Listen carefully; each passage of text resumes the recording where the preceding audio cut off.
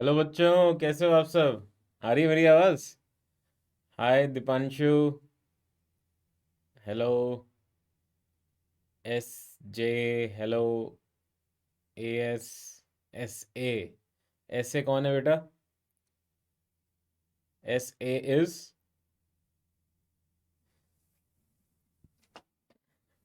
Welcome to Amazon academy to all of you. Quick attendance. कल मेरी JEE का exam है। बहुत बहुत बहुत बहुत all the best to all of you. ओ साद, ओके। हेलो। एक्चुअली क्या है कि आज मैं थोड़ा सा, हाँ, ऑल द बेस्ट भी कह रहा था कुछ बच्चों को जिनको मैंने 11th में पढ़ाया था ना, उनका जिनका एग्ज़ाम है। तो would really love those who are having their exams tomorrow and day after to do well in their respective exams. Okay. और कोशिश यही करें कि इन 2 दिनों में ज़्यादा कुछ नया पढ़ने की कोशिश ना करें। पुराना जो पढ़ा हुआ है उसी को रिवाइज करते रहें। स्पेशली वो टॉपिक जिसमें ज़्यादा ध्यान रखने वाली चीज़ें होती हैं उनको थोड़ा बहुत देख लें। और फिज़िक्स में मैं बोलूँ तो मतलब फॉर्मूले देखते रहो, थोड़ा सा जो पुराने सवाल आप कर चुके हो वो देखते रहो। बहुत ज़्यादा नया कुछ पढ़ने की इतनी आवश्यकता नहीं है। ठीक है। तो आज वैसे अपनी जो क्लास है ना बच्चों, वो है इलेक्ट्रोमैग्नेटिक इंडक्शन पे। राइट। तो अपनी माइक्रो क्लास का ही एक्चुअली सेकंड इंस्टॉलमेंट है। क्रैश में हो चुका है ईएमआई, बट माइक्रो क्लास में we have to discuss EMI in more detail. तो आज जो सेकंड क्लास है बच्चों इसके ऊपर, वो हमारी है इलेक्ट्रोमैग्नेटिक इंडक्शन पे। कल है। तो ऑल द बेस्ट दीपांशु। प्रणाम बेटा, प्रणाम। और बिल्कुल जिन जिन का है एग्ज़ाम यार, ऑल द बेस्ट है ना, मेरी तरफ से बिल्कुल आपको ब्लेसिंग्स है कि आप अच्छे से करके आएँ। और मैं चाहूँगा कि जिनका कल एग्ज़ाम है, तो अगर आप रेस्ट जब लेना चाहें तो जल्दी रेस्ट ले लें, है ना। मतलब ऐसा ना हो कि आप रात को भी बैठे हुए हो और बहुत लेट सो रहे हो, ऐसा मत करना। तो सुबह अच्छे से उठ के और फिर एग्ज़ाम देने जाना, ठीक है। गुड इवनिंग एडी। Good evening. तो रही बात आज की क्लास के कंस्टिट्यूएंट्स की, तो उस पर चलते हैं, अपनी पीपीटी स्टार्ट करें। सेकंड शिफ्ट है बेटा, वेरी गुड। तो हमारी जो क्लास है वो है ईएमआई पर। And let's see what we have for us today. तो बच्चों, जो जो बच्चों की पहली क्लास है या जिनको पता नहीं है लाइव क्लास बेस्ट प्रैक्टिसेस के बारे में, तो ये है बच्चों। आई होप सभी को पता है। Join class on time, attend करते रहें क्लासेस, रिवाइज करके आएँ, पोलाइट रहें, स्पैम नहीं करें, और माई डाउट सेक्शन का यूज़ करें। And basic idea of system requirements, Chrome Firefox का इस्तेमाल करें, एंड्रॉयड वर्जन 6 एंड अबव। और इंटरनेट स्पीड तो थोड़ी सी चाहिए ही आपको, right. Good evening, good evening DH. ये मेरे बारे में बच्चों, ठीक है। काफ़ी डिफरेंट, काफ़ी यंग दिख रहा हूँ मैं इसमें। पता नहीं, ऐसे ही है ना, मतलब कुछ फ़ोटो ऐसी आ जाते हैं जिसमें ज़्यादा यंग लगते हैं, तो that is something which I feel. उतना हूँ नहीं मैं। तो बच्चों, मैंने बीटेक किया हुआ है आईआईटी बॉम्बे से। और काफ़ी बच्चों ने बोला कि सर इतनी अच्छी रैंक और मार्क्स से आप ठीक ठाक क्यों बोलते हो, तो मैं बोल देता हूँ कि अच्छी रैंक थी, अच्छी मार्क्स थे, बट बच्चों घमंड बिल्कुल भी नहीं है। ठीक है। तो ये इंपॉर्टेंट है और आपको भी नहीं होना चाहिए, कुछ भी आप अचीव कर लें। तो बच्चे, ये हमारा लेसन स्ट्रक्चर है। आज जो हम डिस्कस करने वाले हैं, वैसे इंपॉर्टेंट चीज़ें हैं, है ना। क्वेश्चंस वगैरह आते हैं इसके ऊपर। इंड्यूस्ड इलेक्ट्रिक फील्ड हो गया, सेल्फ इंडक्टेंस हो गया, इंडक्टर हो गया, कॉम्बिनेशन ऑफ इंडक्टर्स हो गया, सर्किट सॉल्विंग करेंगे फिर डिस्कस। और energy of inductor, I hope formula सभी को पता हो, है ना। एलआर सर्किट्स के भी कुछ फॉर्मूले हैं जो ध्यान रखने लायक है। तो काफ़ी सारे इसमें जो पार्ट हम डिस्कस करेंगे, फॉर्मूले ध्यान रखने वाले होते हैं इसमें काफ़ी सारे। और उसके अलावा थोड़ा बहुत जो भी इसके आसपास जो क्वेश्चंस हैं वो हम ज़रूर डिस्कस करेंगे, ठीक है। Good evening, good evening, good evening, है ना। नहीं बेटा, बिल्कुल भी नहीं। ठीक है, ऐसे बिल्कुल नहीं। तो आज हमारा जो स्टार्ट है बच्चों डिस्कशन का, वो है इंड्यूस इलेक्ट्रिक फील्ड पे। तो इंड्यूस इलेक्ट्रिक फील्ड में आई थिंक काफ़ी बच्चों ने वैसे थोड़ा बहुत पढ़ा हुआ होगा ये सेगमेंट, क्योंकि क्रैश में भी हमने डिस्कस किया हुआ है। तो बच्चों, इसमें सपोज मैग्नेटिक फील्ड अगर टाइम वेरिंग है ना, magnetic field into the board and time varying है, ठीक है। तो d V by D t मान लीजिए यहाँ पे कुछ कांस्टेंट है, अज्यूम कर रहा हूँ पॉजिटिव है। तो बच्चों, अगर एक कंडक्टर पड़ा है ना इसमें, सपोज एक कंडक्टर, मैंने एक रिंग ले लिया, ठीक है, रिंग, सपोज एक रिंग ले लिया। जिसका पूरा एरिया बच्चों इस मैग्नेटिक फील्ड में है, तो बच्चों क्या होगा उसके साथ। बेटा मेंस से क्वेश्चन भी करेंगे, आई होप कोई क्लास हो जिसमें हम मेंस का पेपर डिस्कस करेंगे। आज का एजेंडा अपना ईएमआई पर बेस्ड रहेगा, है ना। वो पुराना टॉपिक हमने ऑलरेडी मेंशन किया हुआ है। और मेंस का भी जैसे जैसे पेपर होंगे तो hopefully there will be a class in which we discuss about it. But अभी के लिए इस पे फोकस करें। तो बच्चों इसके अंदर ऑब्वियसली वी कैन से कि सर इसमें जो मैग्नेटिक फ्लक्स है सर वो टाइम वेरिंग हो गया, और मैग्नेटिक फ्लक्स टाइम वेरिंग हो गया तो डेफिनेटली यहाँ पे ईएमएफ इंड्यूस होगा, राइट। तो हम ये बोल सकते हैं बच्चों की ठीक है, D five by D T sir कुछ ना कुछ आने लगेगा, और वो आ जाएगा ईएमएफ इंड्यूस्ड, मैग्नीट्यूड बोल लूँ अगर मैं, तो ये आ जाएगा बच्चों D by D T of magnetic field into area.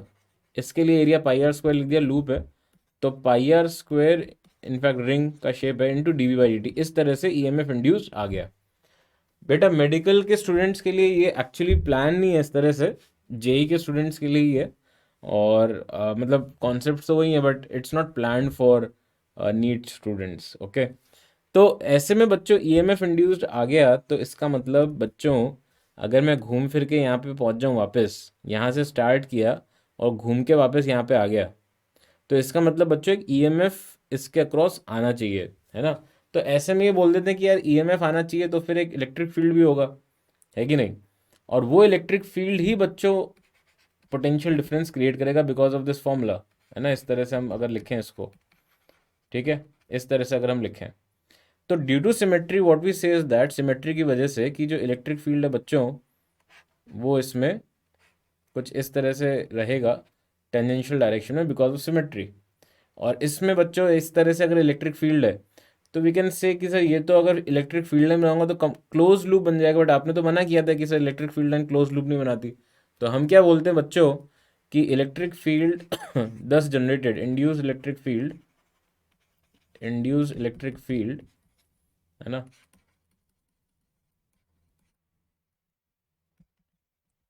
is generated due to time varying magnetic flux, ठीक है। तो this field is actually non conservative लिखा भी है मैंने, खैर ये पीछे आप देख लेना उसमें प्रॉपर्टीज में लिखा हुआ है नॉन कंजर्वेटिव, ठीक है।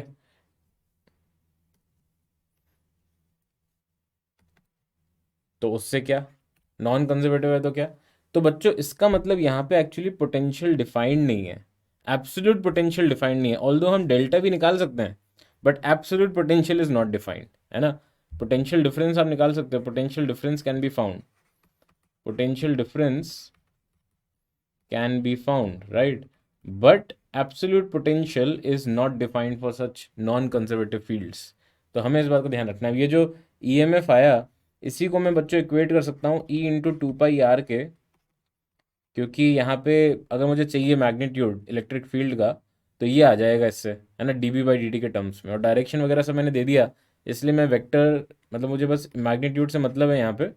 तो यहाँ से बच्चों मेरे पास ई की वैल्यू आ गई, ठीक है। ई निकालने के लिए पार्शियल डेरिवेटिव बेटा, बट वो फिर कंजर्वेटिव फील्ड के लिए एप्लीकेबल है फॉर्मूला, है ना।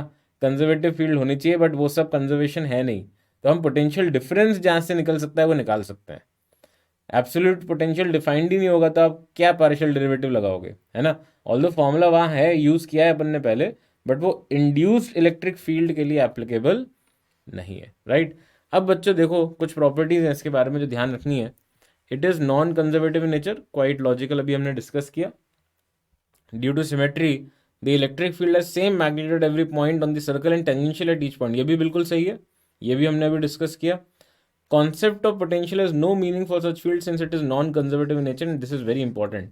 और यहाँ पे मैं लिख भी रहा हूँ although potential difference can be found, potential difference can be found if path is given, ठीक है। तो अगर आपके पास नोन पाथ है, पता है आपको पाथ, तो आप उससे पोटेंशियल डिफरेंस निकाल सकते हो, ठीक है। एब्सोल्यूट पोटेंशियल नहीं निकाल सकते, ये ध्यान रखना। तो भाई अब सोचते हैं हम, let us think that suppose पीछे वाले केस लूँ बच्चों में, पीछे वाले केस ले लिया मैंने, ठीक है। तो अब आप मुझे बताओ, मेरे हिसाब से ये ऐसी चीज़ है जो पता होनी चाहिए। दिस इज पॉइंट ओ, ठीक है, and this is point A. तो अगर मैं ओ से ए पाथ पे जा रहा हूँ, ठीक है, ओ से ए पाथ आपको दे रखा है, तो what is the potential difference between O and A, delta V across O and A, anybody? कितना होगा potential difference across O and A? देखें भाई, sir I am in 10th class, can attend the class? I don't think so बेटा।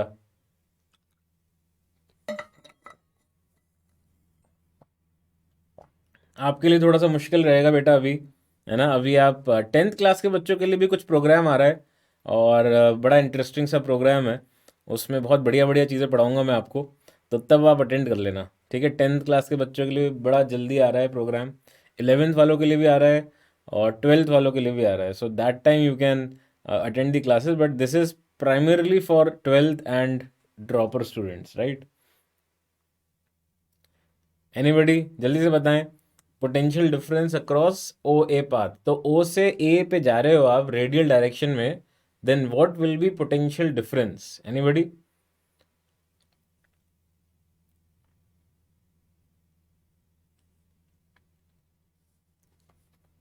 बहुत बढ़िया बेटा, zero.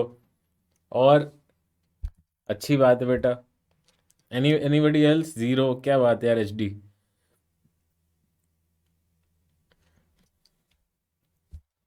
देखो अभी हमने डिस्कस किया कि जनरली अगर आपको ये शेप दे रखा है, तो इसमें इलेक्ट्रिक फील्ड जो होगी वो रेडियल डायरेक्शन में होगी। तो ऐसे में बच्चों, यहाँ पे इलेक्ट्रिक फील्ड रेडियल डायरेक्शन में हो गई, है ना, इस तरह से रेडियल डायरेक्शन होगी। और अगर आप इस पाथ से जाओगे बच्चों, तो ई डॉट डी आर तो जीरो ही हो गया, है ना। ई डॉट डी आर आप देखोगे कभी भी, है ना, along the O A direction ई, और इसमें डी आर में हमेशा एंगल 90 डिग्री है, तो ई डॉट डी आर ही जीरो हो गया। तो ऐसे में बच्चों delta V across O A path is zero, and therefore you all need to remember कि रेडियल डायरेक्शन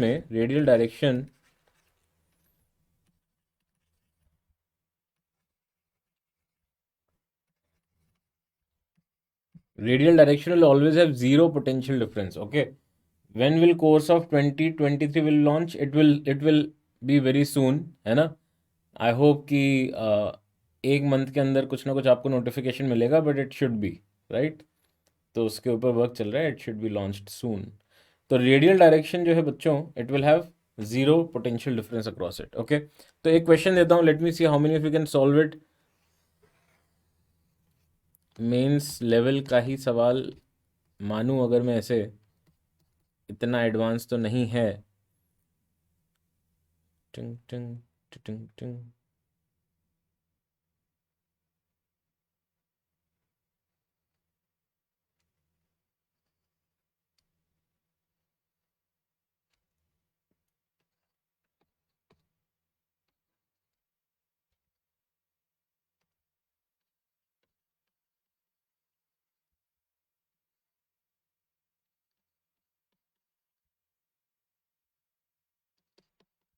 बताइए, delta V across A B, ये कितना होगा? हेलो बेटा, हेलो।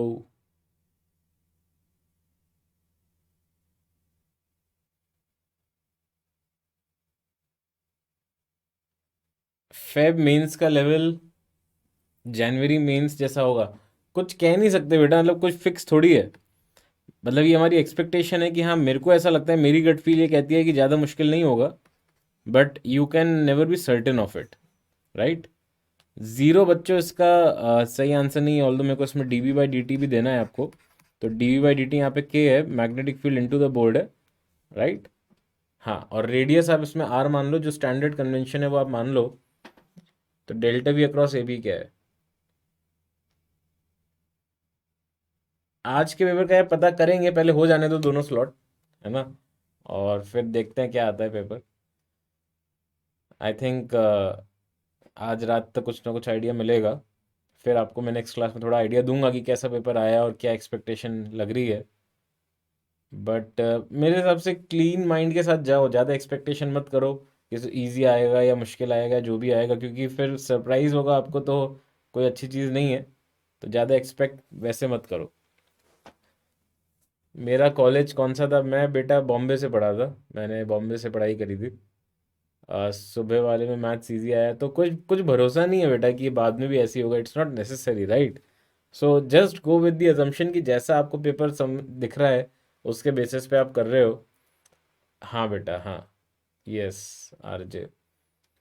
26 को है सर पेपर आपका। हाँ चलो, अच्छी बात है, good job, all the best, और अच्छे से करना। ओके, तो जल्दी से इसका आंसर भी बता दो।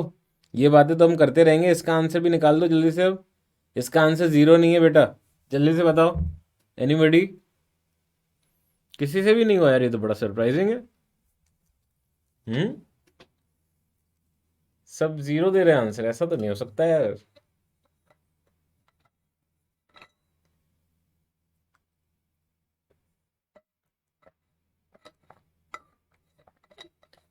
जिनका भी एग्जाम होने वाला है उसके उनके लिए उनको मेरी तरफ से बहुत बहुत बहुत ऑल द बेस्ट। और फोकस्ड रहें, और वैसे ये जो क्लास की चीज़ें हैं वो भी कर लें। चलो, थैंक यू बेटा, थैंक यू। अब देखो इसमें क्या है ना, ये थोड़ा ट्रिक क्वेश्चन है। मेंस लेवल ये इतना मुश्किल वैसा नहीं है, लेंदी बहुत हो, बट ट्रिक क्वेश्चन है क्या। अच्छा, ये लेंथ आपको चाहिएगी है ना, बिना इसके नहीं हो पाएगा। तो ये 2R है।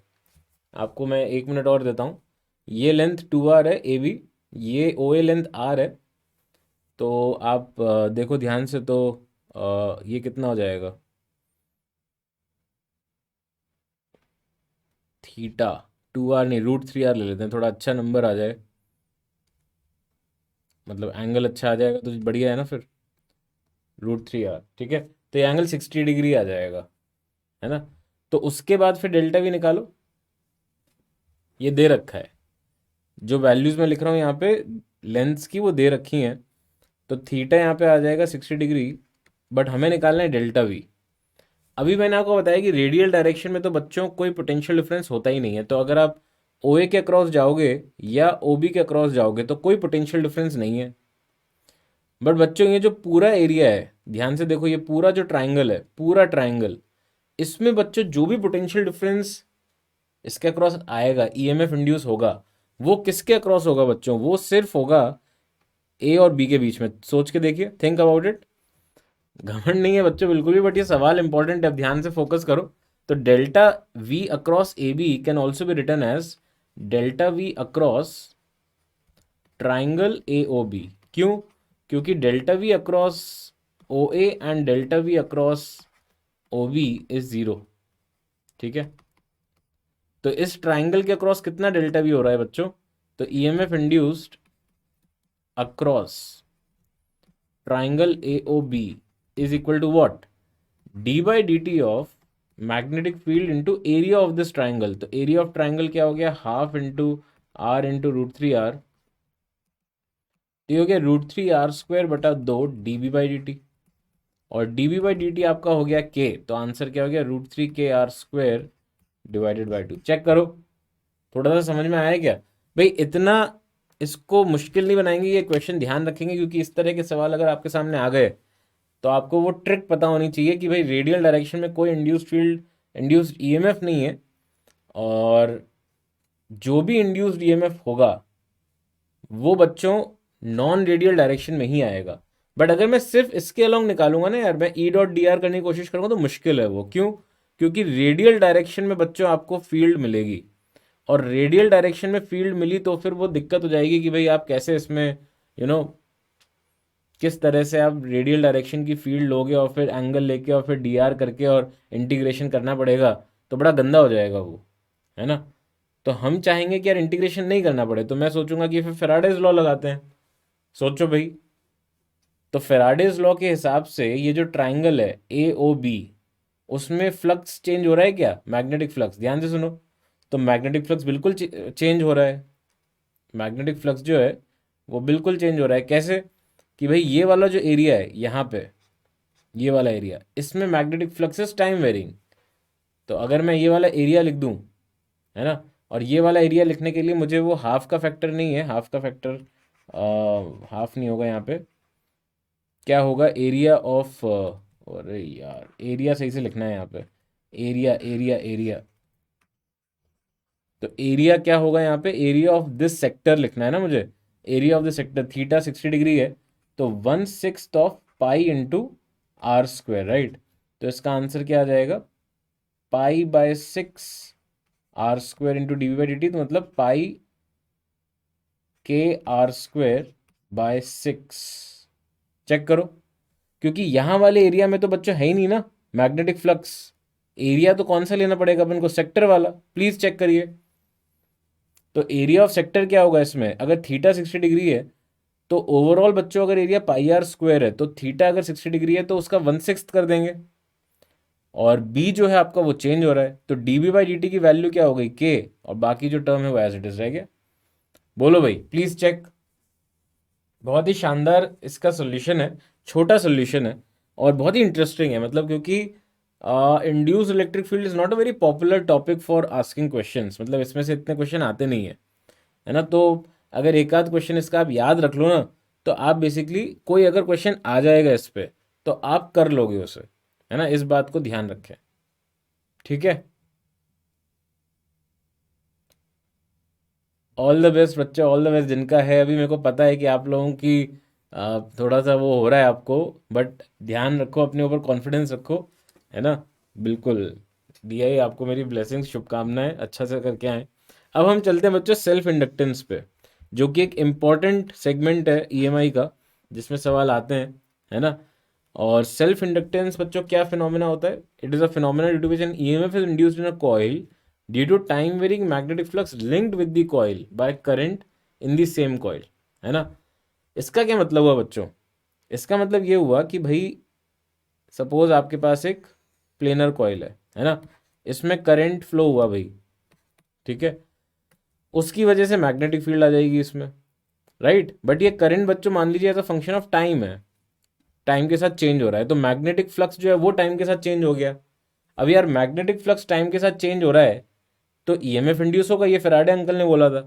तो इसका मतलब बच्चों ईएमएफ इंड्यूस हो गया इस कॉइल में खुद के करंट फ्लो की वजह से, तो इस फिनोमेना को हम क्या बोलते हैं, सेल्फ इंडक्शन, ठीक है। तो बहुत सिंपल है, मतलब ऑब्वियस सी बात है, लग रहा है सोच के भी क्या सही है भाई, मैग्नेटिक फ्लक्स टाइम वेरिंग है तो ईएमएफ तो इंड्यूस होगा ही, है ना। तो बच्चों यहाँ पे फॉर्मूला क्या बोलता है, फॉर्मूला ये बोलता है कि जो टोटल फ्लक्स है magnetic flux that is proportional to current, और उसी मैग्नेटिक फ्लक्स को हम लिख देते हैं L into I, this is called coefficient of self induction, ठीक है। और we can also say self inductance, self inductance, इस तरह से हम डिफाइन करते हैं सेल्फ इंडक्टेंस को। तो आप बस ये ध्यान रखो बच्चों कि जितना ज़्यादा इसमें सेल्फ इंडक्टेंस होगा तो करंट जो फ्लो किया तो उसके अक्रॉस उतना ही ज़्यादा मैग्नेटिक फ्लक्स लिंक हो जाएगा, है ना, इस तरह से हम इसको ध्यान रखते हैं। तो कई बार आपने शायद पढ़ा भी होगा, आई थिंक, ये इस तरह से सोलोनॉइड जो होता है, सोलोनॉइड का सेल्फ इंडक्टेंस कभी ना कभी आपने निकाला भी होगा। और मैं चाहूँगा कि आप सब अपने आप कोशिश करें, सपोज एक सोलोनॉइड लेंथ एल का, एन इसमें बच्चों नंबर ऑफ टर्न्स हैं, मान लीजिए आई करंट फ्लो कर रहा है, ए इसमें बच्चों क्रॉस सेक्शन एरिया है, ठीक है। तो बताना जरा इसका एल क्या होगा, देखें आप लोग मेंस के लिए तैयार हो कि नहीं, है ना। मेंस में इस तरह का क्वेश्चन भी आ सकता है कि बताएं सेल्फ इंडक्टेंस ऑफ सोलोनॉइड, या कुछ दे दिए वैल्यूज और पूछ लिया कि सेल्फ इंडक्टेंस इनमें से किसके प्रोपोर्शनल है सोलोनॉइड में, ऐसे भी क्वेश्चन आते रहते हैं। तो बताएं बच्चों जल्दी से, what is the answer of self inductance of solenoid.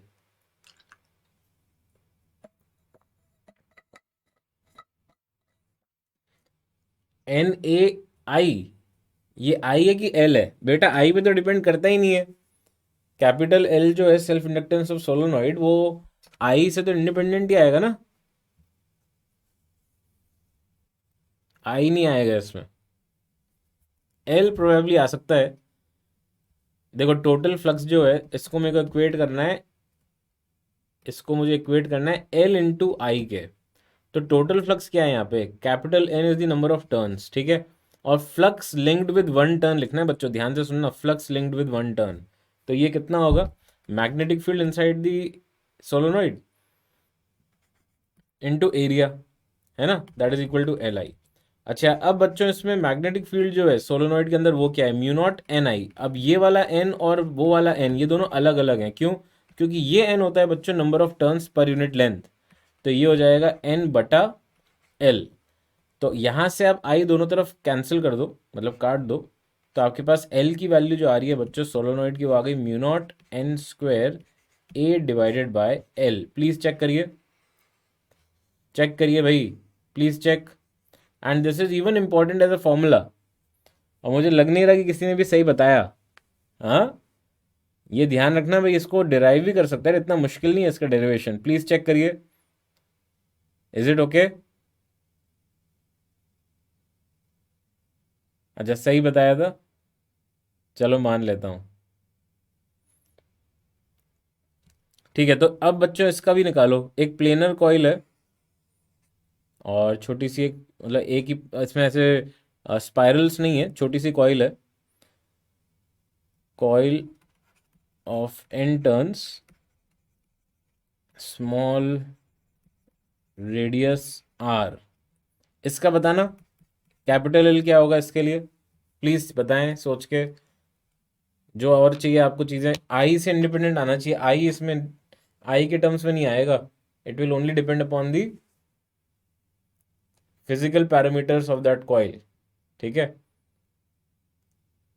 So what is the self inductance of a small coil of छोटा radius R, capital N turns, करें।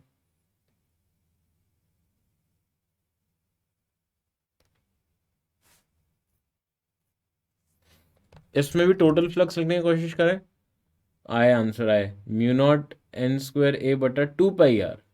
अच्छा, पाई कैसे जनरेट हो रहा है, हैं?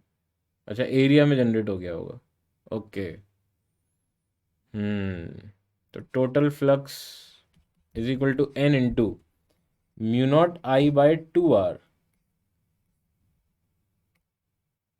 Into A pi R square is equal to L I. I I कटा तो एल आ रहा है बच्चों mu not N pi R square divided by, अच्छा यहाँ टू आर में भी तो छोटा आर ही आएगा,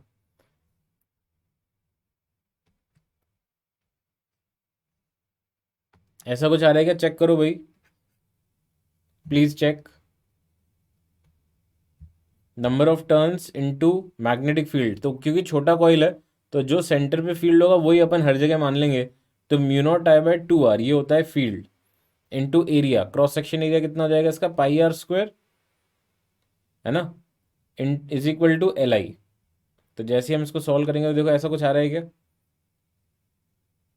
म्यू नॉट एन आई कटा पाई आर बाय टू, चेक करो, है कि नहीं?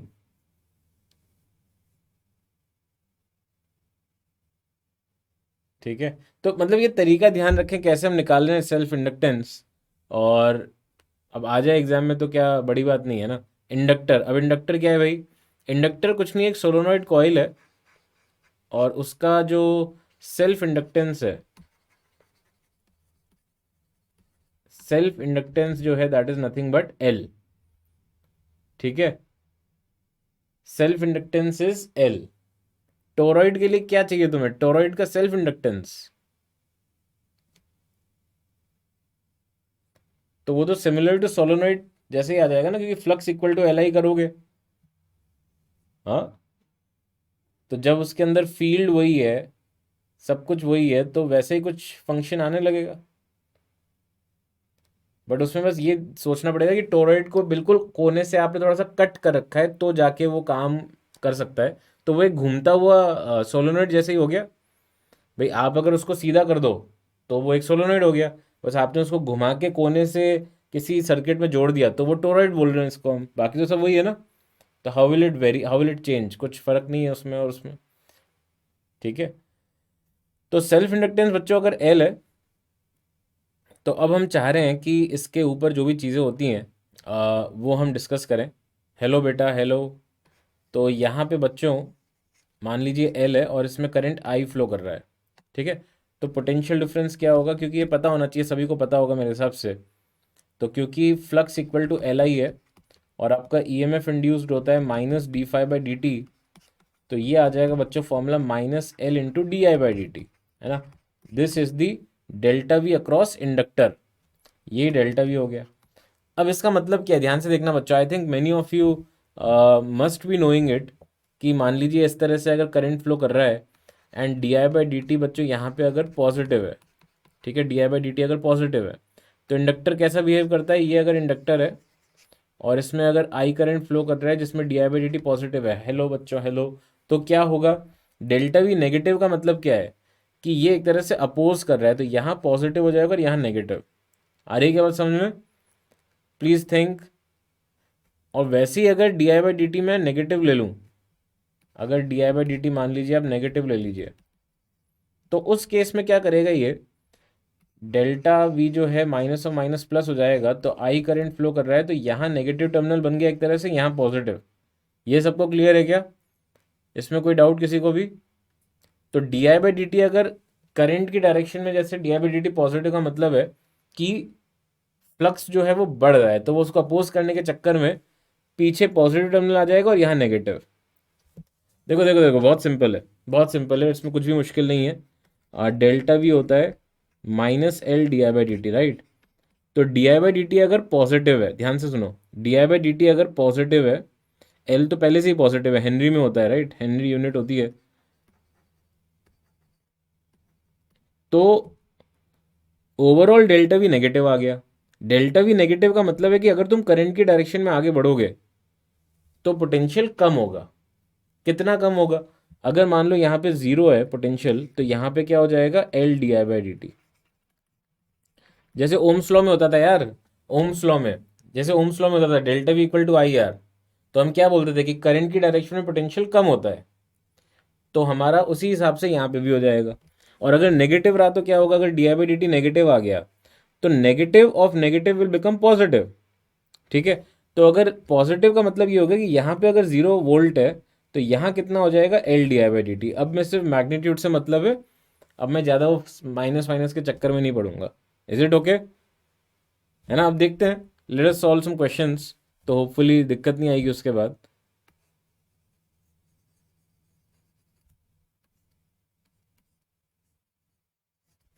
तो यहाँ पे बच्चों आई करंट फ्लो कर रहा है और बाकी मैं आपको वैल्यूज दे रहा हूँ यहाँ पे, 2 ओम, 2 हेनरी, 4 वोल्ट, 1 ओम, है ना। देखो देखो देखो, तो D I by D T suppose आपको दे रखा है 2 एम्पियर पर सेकेंड, राइट। तो आपको अभी करंट की वैल्यू, इंस्टेंटेनियस वैल्यू दे रखी है 2 एम्पियर, राइट। और बोल दिया क्वेश्चन में फाइंड, ये पॉइंट ए है और ये पॉइंट बी है, तो आपको निकालना है find delta V across A B, ठीक है। बताओ बिना किसी गलती के, मेंस के क्वेश्चन करने चाहिए बेटा, देखो पहले हो जाने दो पेपर, तो डैशबोर्ड पे देखते रहो, तो कोई ना कोई क्लास उसके लिए अगर आती है तो उसमें हम डिस्कस कर पाएंगे उसे, राइट। सो बिना किसी गलती के ट्राई करें, ये लॉजिक का यूज़ करके जो हमने अभी डिस्कस किया कि डेल्टा वी जो होता है minus L D I by D T होता है, तो D I by D T अगर पॉजिटिव है तो माइनस ऑफ पॉजिटिव का मतलब नेगेटिव में, मतलब जैसे आप आगे बढ़ोगे उसमें तो पोटेंशियल कम हो जाएगा, है ना। बताओ भाई, V A minus V B, V A minus V B क्या होगा, बताइए। V A minus V B, पहला आंसर आ रहा है 6। Is it Mahi? M A is माही।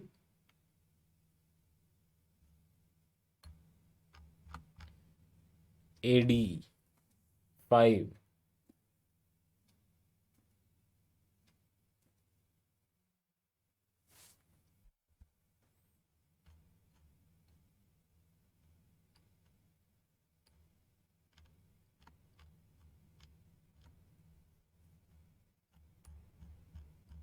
बाकी सबसे भी हो जाना चाहिए, कुछ है ही नहीं ऐसा इसमें, फटाफट बताएं।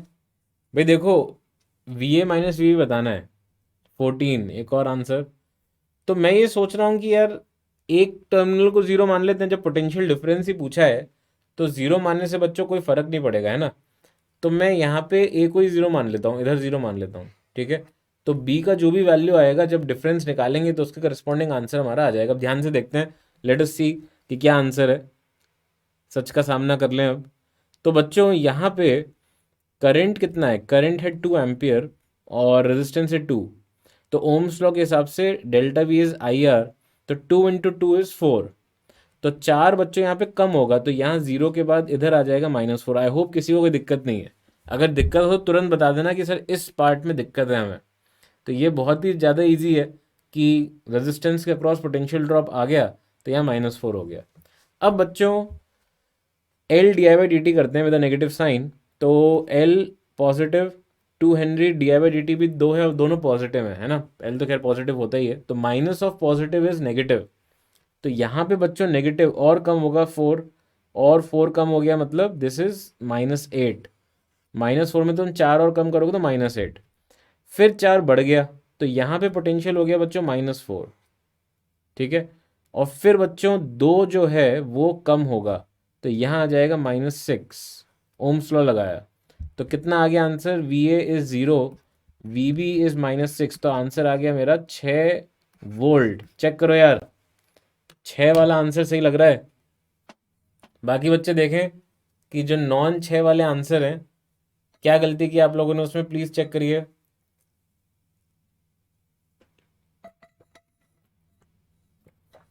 समझ में आया क्या, प्लीज चेक करो, इज इट ओके।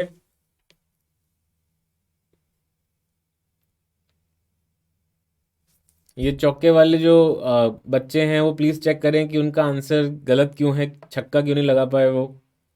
हाँ, गलती पकड़ में आई क्या। ये देखो गलती तो हर कोई करता है बट उसको सही करना भी आना चाहिए। प्लीज चेक करिए।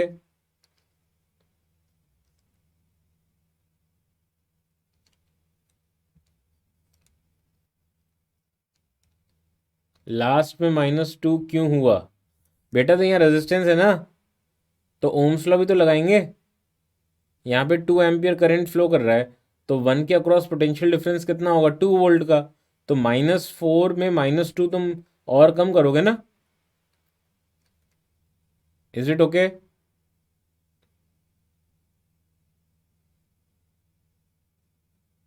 ठीक है, गुड। अच्छा, कॉम्बिनेशन ऑफ इंडक्टर्स के भी जो दो फॉर्मूले वो ध्यान रखो।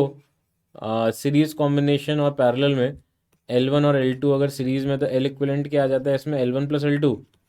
और इंडक्टर्स अगर पैरेलल में है, तो अपना जो नॉर्मल रेजिस्टेंस वाला फॉर्मूला है वो यहाँ पे भी आ जाएगा, ठीक है। ये पता होना चाहिए। और एनर्जी का भी बता देता हूँ कि भाई अगर इंडक्टर में आई करंट फ्लो करता है तो एनर्जी स्टोर्ड इन इंडक्टर जो होती है दैट इज ½ Li²। और ये कहाँ से आता है stored energy, because of magnetic field. तो मैग्नेटिक फील्ड की वजह से जो एनर्जी डेंसिटी होती है, energy density due to magnetic field, due to magnetic field, ये सारे फॉर्मूले याद रहने चाहिए। ये होता है ½ B² / μ0। ये याद था किसी को, सच से बताना कितने लोगों को ये फॉर्मूला याद था, ½ B² / μ0। झूठ मत बोलना, मेंस की कसम। हाँ, एनर्जी डेंसिटी का याद था किसी को फॉर्मूला, पता है। अच्छा, ऐसी बात पे फिर इलेक्ट्रिक फील्ड का बता दो। इलेक्ट्रिक फील्ड की एनर्जी डेंसिटी क्या होती है, energy associated with electric field. फटाफट बताना देखें, याद है क्या बच्चों को। अरे वाह, ½ ε0 E²। Good job. सही है, सही है, सही है, गुड गुड गुड गुड। चलो बहुत बढ़िया। तो बच्चों एक कॉम्बिनेशन की जगह मैं आपको इसी पे देता हूँ जिसमें काफ़ी सारे बच्चों ने गलती की, मुझे अच्छा नहीं लगा वो। तो मैं देखता हूँ कि इस बार आप सब सही कर पाते हैं क्या, है ना। लेट मी सी, पहली बार में आंसर सही आना चाहिए। A B C,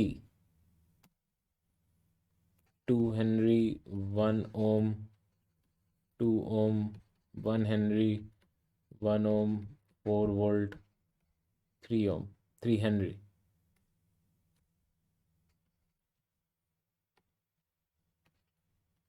I1, I2, ठीक है।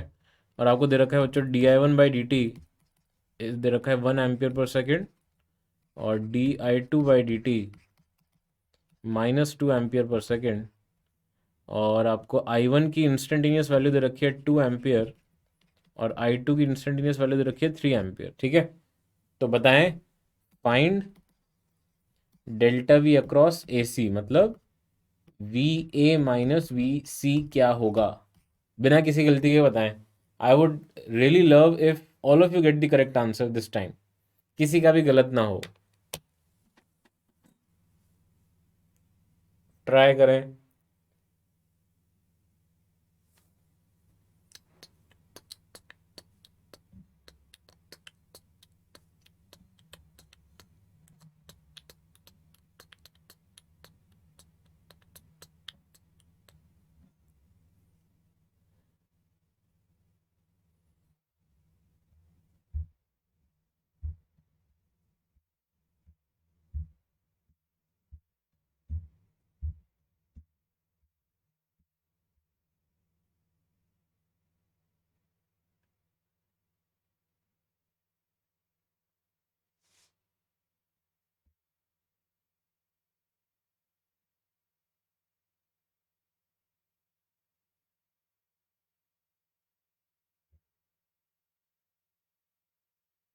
ध्यान से करना, जल्दबाजी में करोगे तो गलत हो जाएगा। ऐसा लग रहा है मुझे लोग ध्यान से कर रहे हैं, जल्दबाजी में नहीं कर रहे, बट स्टिल सबके लिए इंपॉर्टेंट है कि बिना किसी गलती के इसका आंसर निकालें, जल्दबाजी में ना रहें।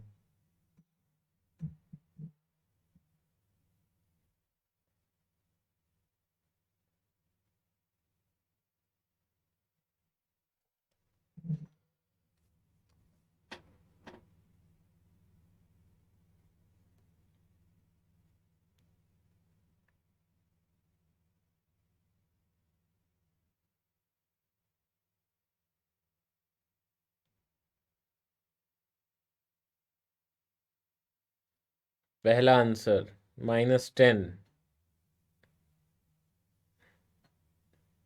ये आखिरी आंसर तो नहीं होगा, मुझे लगता है कि और वैरायटी के आंसर मिलने वाले हैं। अरे वाह, दूसरा आंसर भी -10, क्या बात है। तीसरा आंसर +10। चलो 20 का डिफरेंस आ गया, बट मुझे लगता है कि वो शायद ऐसा भी हो सकता है कि जल्दबाजी में प्लस और माइनस की दिक्कत हो गई हो।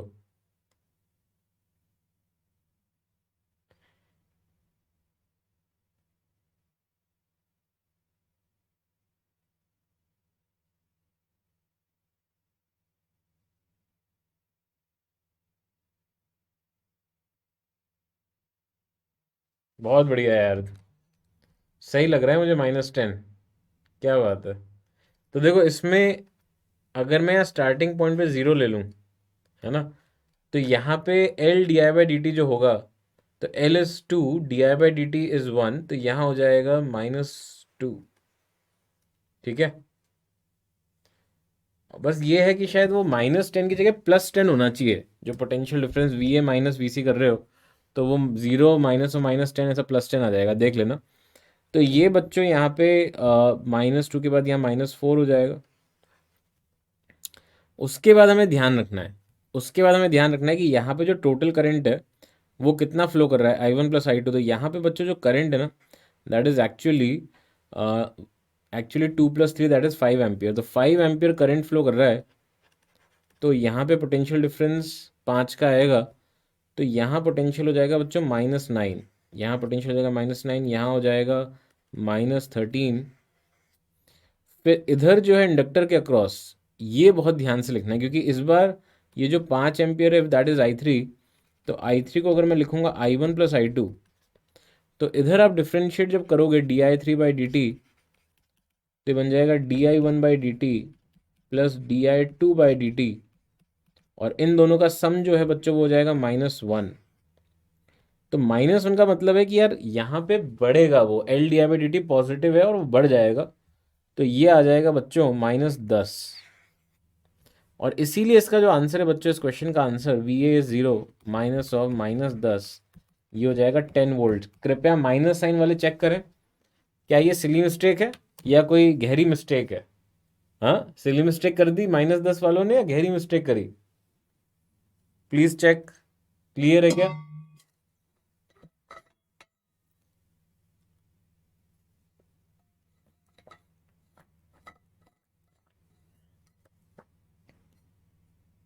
कोई डाउट इसमें किसी को? कोई पार्ट जो समझ में ना आए?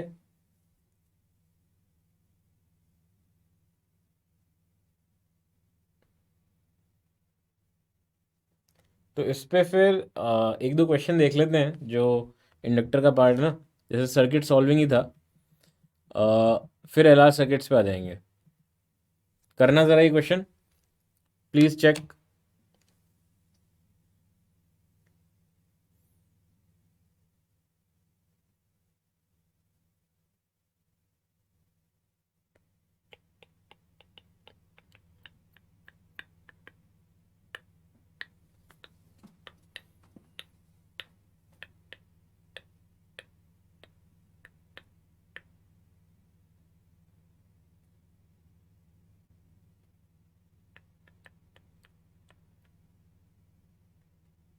The total number of turns in cross section in a solenoid is fixed. However, its length can be varied. Length is varied by adjusting the separation between windings. The inductance of solenoid is proportional to. ये तो मतलब इससे easy question क्या आ सकता है, but ये आया exam में, है ना। इंडक्टेंस अपन ने अभी जस्ट निकाला था, μ0n² A/L। अब वो बोल रहे हैं कि n और a जो है ये दोनों कांस्टेंट हैं, तो L बेसिकली प्रोपोर्शनल टू क्या हो गया, 1/L। इससे आसान कुछ हो सकता है क्या लाइफ में? बिल्कुल भी नहीं।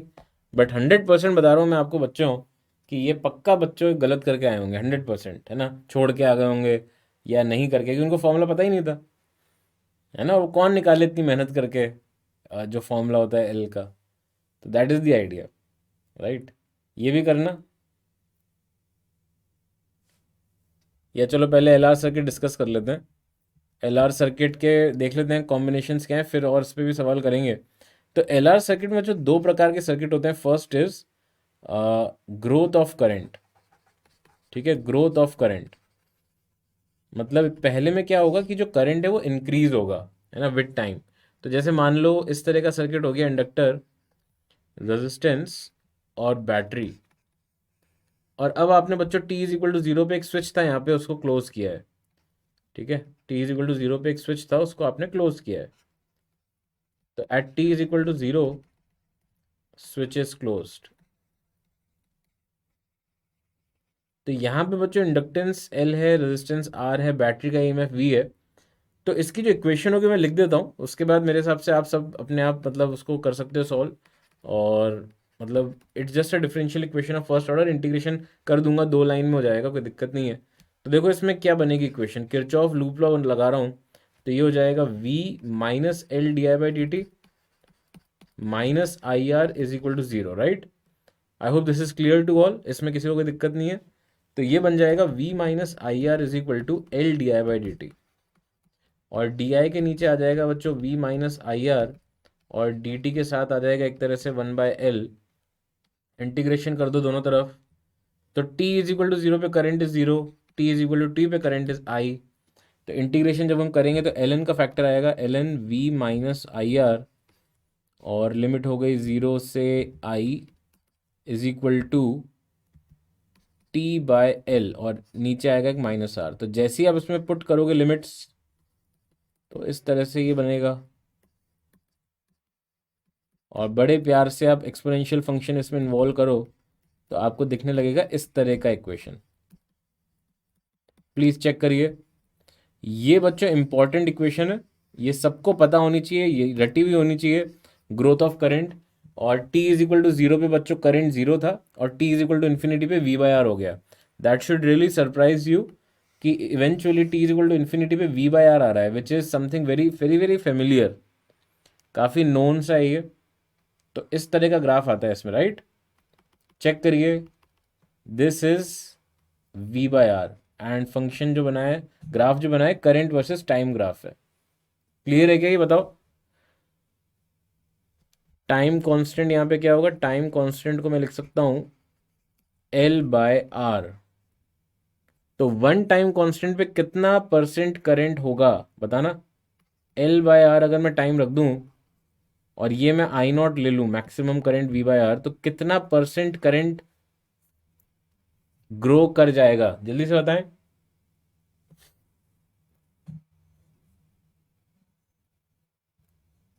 ये वैल्यू पता है क्या किसी को? यहाँ पे क्या लिखूं मैं? What is the value over here?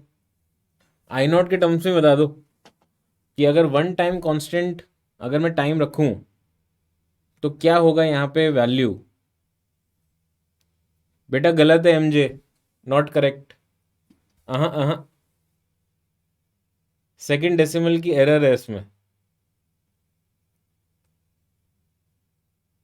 Anybody else?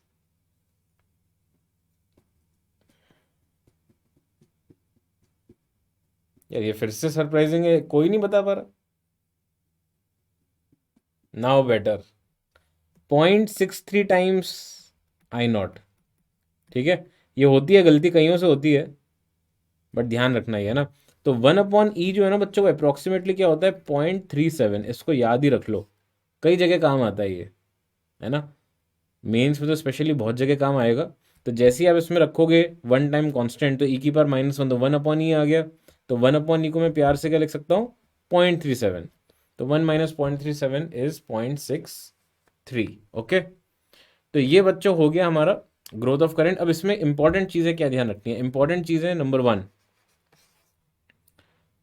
Eight t is equal to 0 inductor behaves like open switch.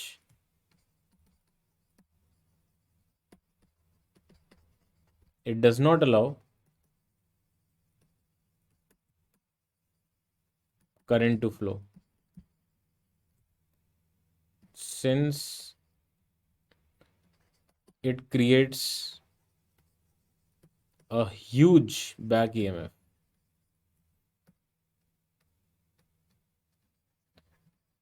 पता है पुराने ज़माने के जो स्विचेस होते थे ना, बड़े खतरनाक होते थे। उसमें स्विच जैसे ही अपन ऑन करते थे स्पार्किंग होती थी, है ना। तो उसमें या बंद भी करते थे तो भी एकदम से स्पार्किंग होती थी। उसमें रीज़न ये होता था, हो सकता है आपके घरों में अभी भी हो, है ना। बताना मुझे अगर किसी के घर में अभी भी ऐसे स्विच है जिसमें स्पार्किंग होती है। तो होता क्या है बच्चों, इंडक्टर उसमें लगा हुआ होता है। तो एकदम से जब आप कोई उसमें सर्किट में ब्रेक करते हो ना यूजिंग अ स्विच, और वो जो घरों में स्विच है वो वही चीज़ है वो एक्चुअली। बस उसमें ये है कि बोलने का मतलब अलग हो जाता है। स्विच हम जब घरों में बंद करते हैं तो अपन सर्किट ओपन कर रहे हैं, और ऑन करते हैं स्विच तो वो बंद होता है सर्किट। ठीक है, तो जब सर्किट बच्चों एकदम से आप उसमें से स्विच को खोल देते हो तो करंट जो है, जो पहले से करंट फ्लो कर रहा था वो एकदम से ज़ीरो हो जाएगा। तो that will create a huge loss of energy of inductor which results in a spark. और यही चीज़ होती है जब आप सर्किट में स्विच ऑन भी करते हो। तो एकदम से जो स्पार्किंग होती है ना, वो इंडक्टर के बिहेवियर के कारण ही होती है। तो इसको हम ध्यान रखें, ऑब्जेक्टिव में पूछ लेते हैं कभी कभार। दूसरी चीज़ ये बच्चों यहाँ पे ध्यान रखने वाली है, T is equal to infinity inductor behaves like a short circuit element, और वी कैन से और जीरो रेजिस्टेंस वायर। हाई PR। ठीक है, तो उसकी वजह से बच्चों आराम से बड़े प्यार से करंट बह रहा है उसमें फिर, है ना। V/R आप देखो, अगर इसमें बच्चों इंडक्टर को भूल ही जाओ, तार है सिर्फ, तो V/R करंट फ्लो करेगा। तो इफेक्टिवली ये कर क्या रहा है इंडक्टर? ये बेसिकली करंट के ग्रोथ को धीरे धीरे होने पे मजबूर कर रहा है, धीरे धीरे होने पे। हाई डियर, तो धीरे धीरे करंट ग्रो करेगा, और कोई दिक्कत नहीं है ना। तो मेरे हिसाब से it is clear, it is quite easy for you to understand. तो अब मैं इस पे आपको एक देखता हूँ, आप कुछ क्वेश्चन देता हूँ, इसमें आप बता सकते हो कि क्या हो रहा है। आई versus T,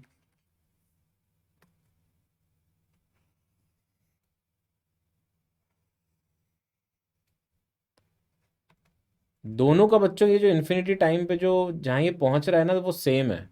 this is same for both. I naught is same for both, और ये 1 है और ये 2 है, ठीक है। तो क्या आप मुझे बता सकते हैं कि इन 1 और 2 में क्या अलग है, मतलब what can be different, what can be same, कोई आइडिया? अगर मैं बोल दूं v is same for both, v is same for both given है, तो what can you conclude about r1 and r2 and l1 and l2? बताएं, फटाफट बताएं, देखते हैं कौन बता पाता है।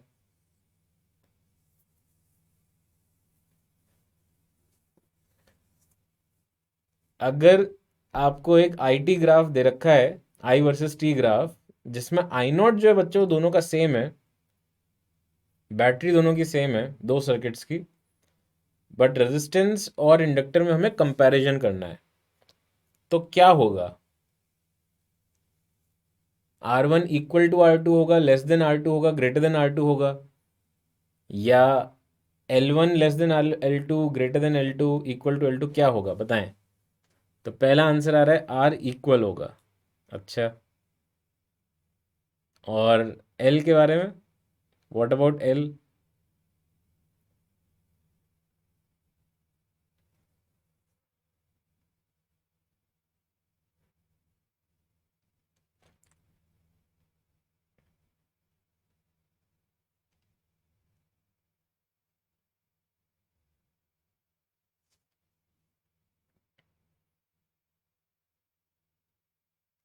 भाई आर इक्वल तो बहुत सेंसिबल सी चीज़ है, लग भी रहा है कि आर इक्वल होगा, क्योंकि अगर आई नॉट सेम है तो आई नॉट क्या होता है, वी बाय आर, तो वी पहले से ही सेम है, तो आर बच्चों सेम ही होगा।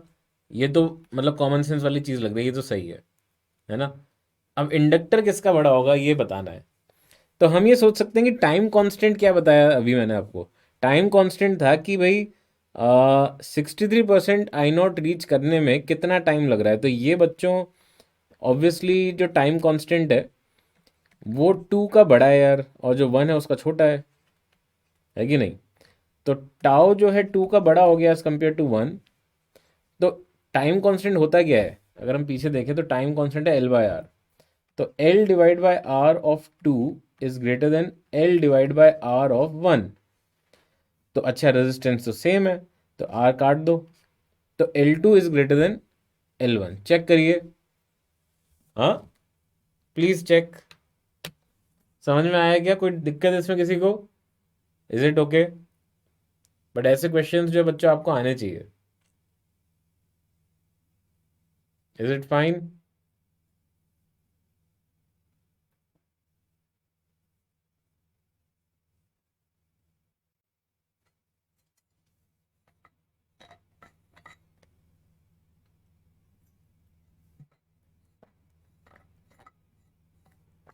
चलिए, बहुत बढ़िया। राइट, तो एक और क्वेश्चन देखें अब।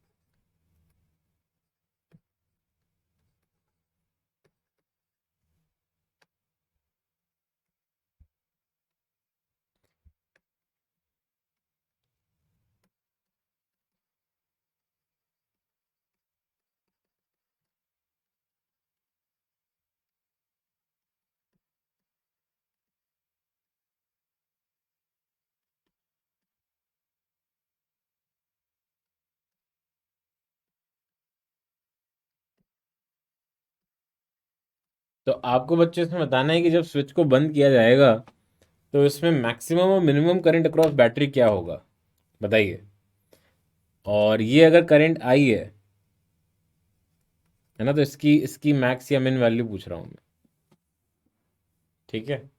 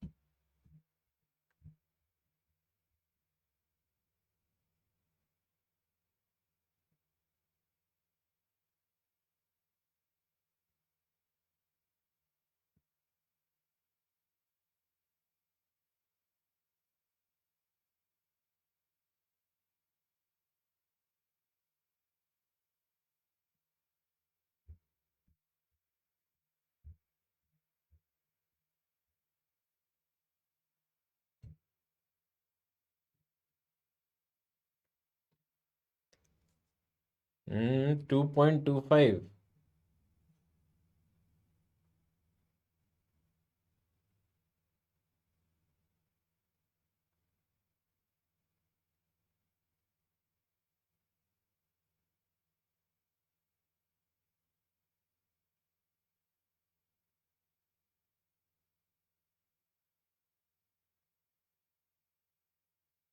सही लग रहा है।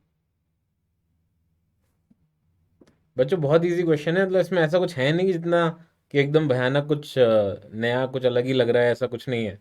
एक basic understanding of what charging of या ग्रोथ ऑफ करंट मीन्स, उसके बाद हो जाएगा इसमें, ऐसी कोई दिक्कत नहीं है। ये सोचो कि अभी हमने क्या डिस्कस किया। अभी हमने डिस्कस किया कि जब आप स्विच बंद करते हो तो एकदम से जो इंडक्टर है that behaves like a open switch. तो बच्चों T is equal to zero पे कोई करंट तो फ्लो करेगा ही नहीं इसमें। सोच के देखें, क्योंकि ये दोनों इंडक्टर हैं यहाँ पे, तो करंट तो फ्लो करने की जगह ही नहीं छोड़ी हमने। तो ऑब्वियसली इसमें मिनिमम करंट जो होगा, मिनिमम आई मिनिमम, वो क्या हो जाएगा बच्चों, जीरो। कब? At T is equal to zero. At T is equal to zero. और मैक्स करंट कब होगा, सोच के देखें।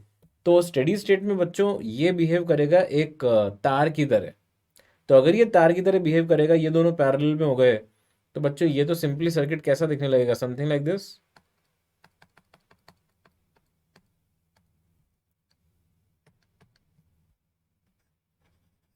1,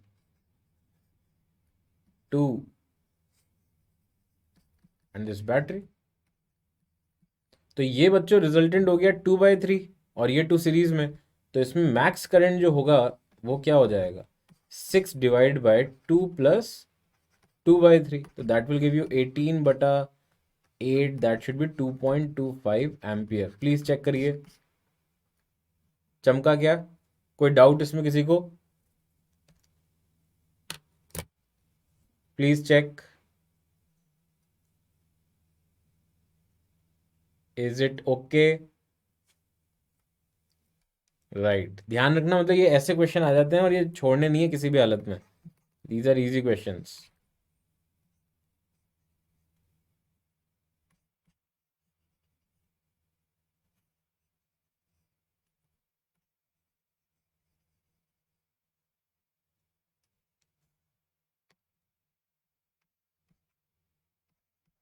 all resistances in this circuit are of 2 ohm. और इसमें बच्चों switch is close at T is equal to zero पे क्लोज किया है, स्टैंडर्ड है मतलब। और ये मान लेते हैं 4 henry. Find current as function of time across inductor.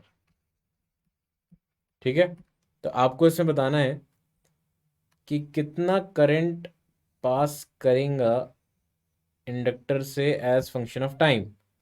T is equal to zero पे बच्चों स्विच जो है उसको बंद किया है, बताइए।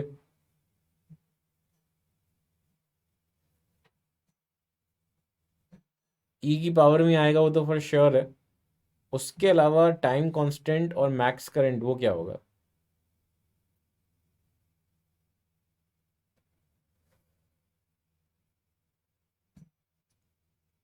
इस बार सिंगल रेजिस्टेंस और सिंगल बैटरी नहीं है, मतलब बैटरी तो सिंगल है बट वो सीरीज में कनेक्शंस नहीं है। तो it's not that straight forward कि एकदम से देखा और हो गया।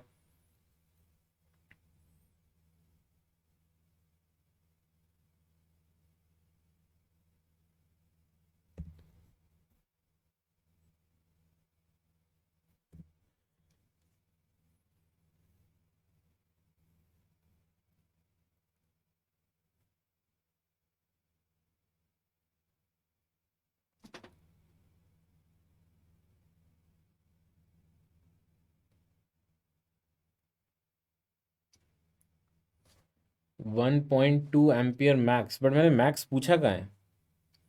मैंने मैक्स थोड़ी पूछा है। मैंने तो current as a function of time पूछा है ना इंडक्टर के cross.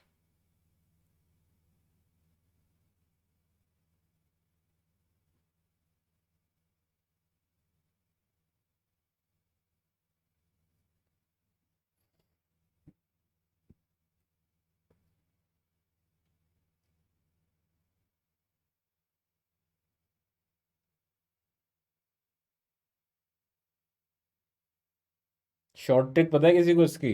Any idea about the short trick, जल्दी से निकालने का जो शॉर्टकट है? बताऊं या ट्राई कर रहे हो?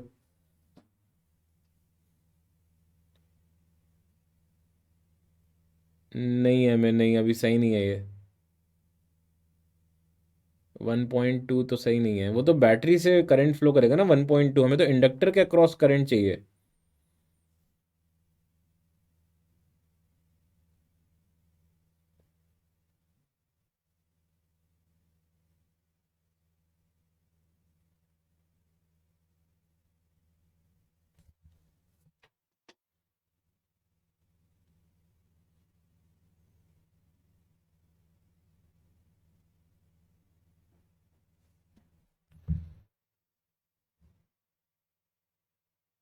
देखो इसमें क्या है, ध्यान से देखना, है ना। शॉर्ट ट्रिक क्या है, I is equal to I not 1 - e⁻t/-t/टाउ, यही फॉर्मूला यही फॉर्म में आएगा, है ना। बट इसमें एक थ्योरम होती है जिसको थेवेनिन्स थ्योरम। तो सुपरपोजिशन प्रिंसिपल से आप उसको प्रूव कर सकते हो, ऑल्दो वो हम कर नहीं रहे प्रूव। हम तो बस ये देख रहे हैं कि ये निकलेंगे कैसे दोनों, क्या आई नॉट और टाउ। तो आई नॉट बच्चों यहाँ पे होगा v divided by R equivalent, और टाउ होगा L equivalent upon R equivalent. ठीक है। तो हमें बेसिकली आर इक्विलेंट और एल इक्विलेंट निकालना है। ठीक है। एक बार देखो देखो सब लोग देखो। तो इसमें बच्चों क्या करते हैं हम, ध्यान से देखना। For for R equivalent, short battery and calculate R equivalent across L terminals. ठीक है। तो इसका मतलब हम इसको अगर शॉर्ट कर दें बैटरी को, तो ये देखो क्या बन रहा है, यहाँ पे एक 2 आ जाएगा, फिर इधर एक 2 पहले से ही है, यहाँ पे 2 है, और यहाँ पे भी 2 है, और फिर इसके अक्रॉस, इंडक्टर के अक्रॉस हमें आर इक्विवेलेंट निकालना है। ध्यान से देखना, ये दोनों सीरीज में हो गए बच्चों, और फिर पैरेलल में, तो 4 और 2 पैरेलल में, तो क्या आ जाएगा 4/6। हाँ सही है, 4/3 सॉरी, है ना। 8/6 तो 4/3, 4/3 + 2, तो आर इक्विवेलेंट आ गया अपना 4/3 + 2, ये आ जाएगा 10/3 ओम। ठीक है। अब बच्चों हमें निकालना है एल इक्विवेलेंट, तो एल ही है, उसमें कुछ नहीं है, वी इक्विवेलेंट निकालना है ना।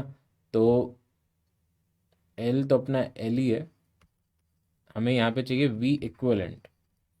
तो वी इक्विवेलेंट के लिए अब क्या करें, वी इक्विवेलेंट के लिए, for V equivalent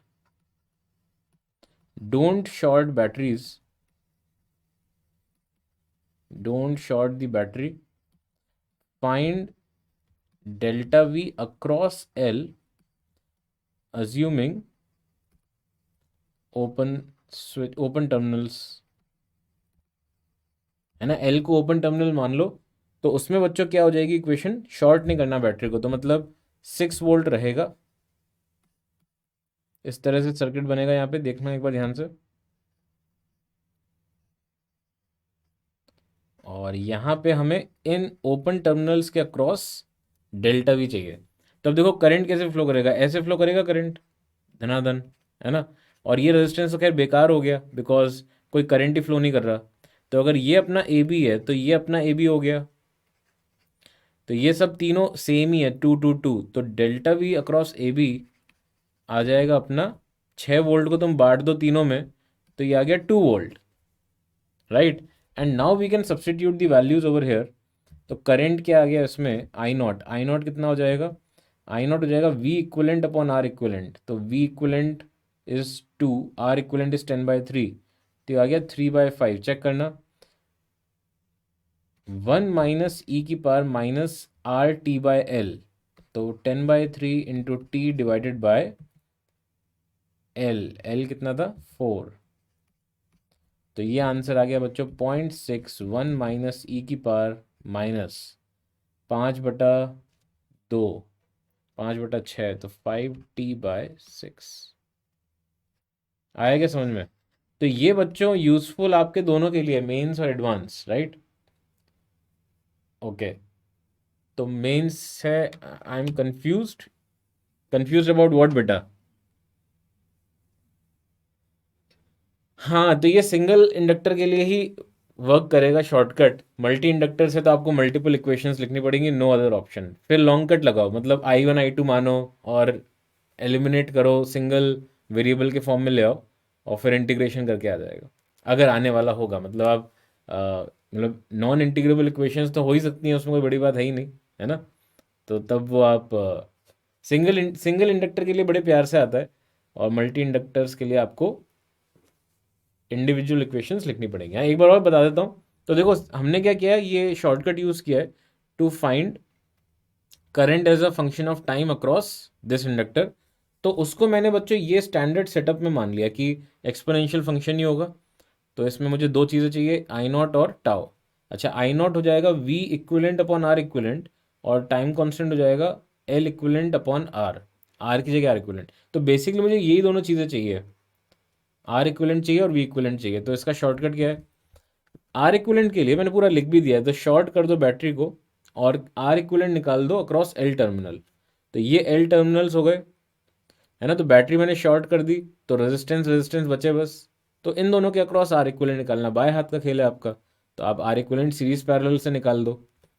we equivalent के लिए शॉर्ट मत करो बैटरी को, आप एल टर्मिनल्स के अक्रॉस, इसके अक्रॉस ओपन टर्मिनल मानते हुए पोटेंशियल डिफरेंस निकाल दो इन दोनों के अक्रॉस। तो ए ये हो गया, बी ये हो गया, क्योंकि इसमें तो कोई करंट ही नहीं फ्लो कर रहा, ठीक है। तो आप क्या कर सकते हो, ए बी के अक्रॉस, ए बी के बीच में डेल्टा वी निकाल लो, है ना। हम ये भी बोल सकते हैं कि बच्चों दिस इज वन बैटरी और ये तीनों रेजिस्टेंस सीरीज में है। तो सर इसके अक्रॉस जो है पोटेंशियल डिफरेंस तो हम बड़े आराम से निकाल ही लेंगे, आप आई आर लगा दो, जो करना है करो, 2 वोल्ट आ जाएगा, है ना।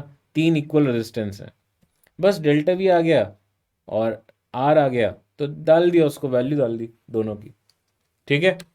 आई होप यू एंजॉयड इट, है ना। This is a good thing to remember. इसको थेवेनिन्स थ्योरम बोलते हैं, बट मतलब ये वैसे हाई स्कूल फिजिक्स के ऊपर की चीज़ है, बट ध्यान रख लो, है ना, कुछ अच्छी चीज़ है।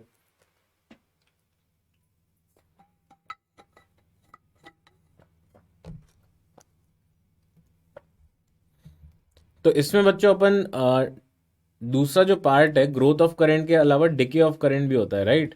डिके ऑफ करंट, तो डिके ऑफ करंट में क्या होता है बच्चों, एक रेजिस्टेंस है और एक इंडक्टर है ना। और इसमें बच्चों पहले से करंट फ्लो कर रहा होता है आई नॉट। तो फिर से आप इसमें किरचॉफ लूप लॉ लगा दो, तो -IR -L/dy/dt इक्वल टू 0। तो di/i is equal to -R/dt। di इधर आ गया, dt उधर चला गया, है ना। तो ये आ जाएगा फिर से वैसे ही फंक्शन। इंटीग्रेशन जब करोगे तो लिमिट्स पुट कर देना, t इज इक्वल टू 0 पे I not, t is equal to T पे आई। तो आई आ जाएगा आई नॉट ई की पावर -RT/L। तो इस बार बच्चों करंट कम होते होते ज़ीरो हो रहा है। तो आई थिंक फेमिलियर हो गए आप इस तरह के ग्राफ के। और इस बार मुझे बताइए बिना किसी गलती के, कि अगर शुरुआत में करंट बच्चों आई नॉट था, तो वन टाइम कांस्टेंट पे कितना करंट बचेगा इस सर्किट में, बिना किसी गलती के बताएं फटाफट।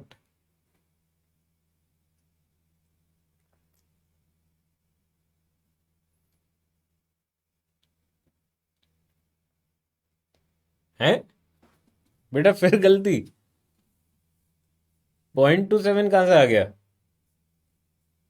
यही तो पीछे याद रखने को बोला था, 0.37, 1/E, 0.37। तो वन टाइम कांस्टेंट में जब आप पुट करोगे इसमें वैल्यू, तो ये 0.37 आएगा ना। याद रखो यार इसे, ये अटकने वाला है किसी ना किसी एग्जाम में, ठीक है। तो ये वैल्यू ध्यान रखो, और बहुत टाइम बाद current will decay to zero, right.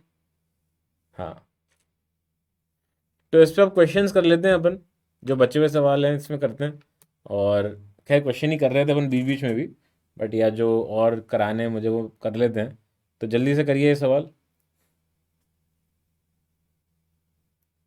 आपके पूर्वजों के ज़माने का क्वेश्चन है ना।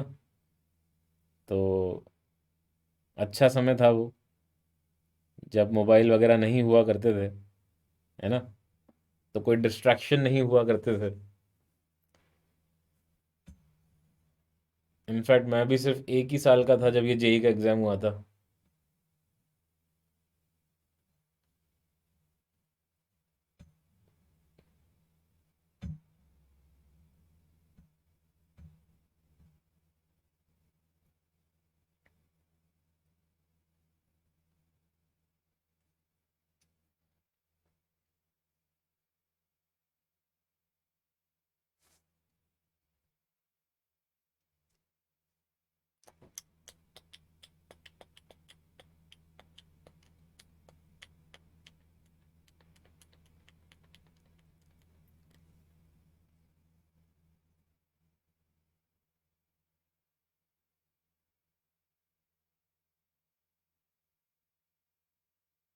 मयंक, किस चीज़ को लेके कंफ्यूज हो? तुम्हारा कंफ्यूजन दूर हो गया अपने आप?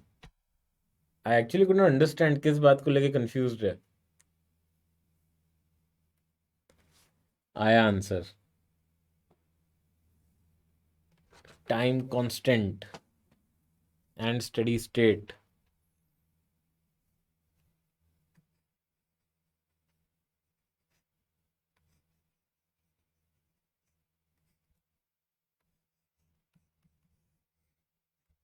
तो बच्चों, अगर आपने एक इंडक्टर को दो पार्ट में तोड़ा, है ना, तो देख लेते हैं सही है कि नहीं। दो पार्ट में तोड़ा तो क्या होगा? मान लेते हैं ये जो है ना, ये इफ दिस इज एल, तो हम ये बोल सकते हैं सीरीज में तो जब होता है तो ऐड हो जाता है, तो L/2 हो गया। और ये भी बच्चों, 6 को अगर मैं बोल दूं आर, तो हो जाएगा R/2 ये 15 वोल्ट की बैटरी है। तो time constant for current in this circuit क्या होगा? अगर ये करंट है बच्चों, तो ये इसमें आधा आधा बढ़ जाएगा, क्योंकि सब कुछ सेम है।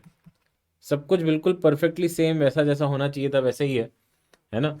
तो हम यहाँ पे बोल सकते हैं कि सर I/2 जो है that is nothing but I0 into 1 - e⁻⁻R t/L, है ना?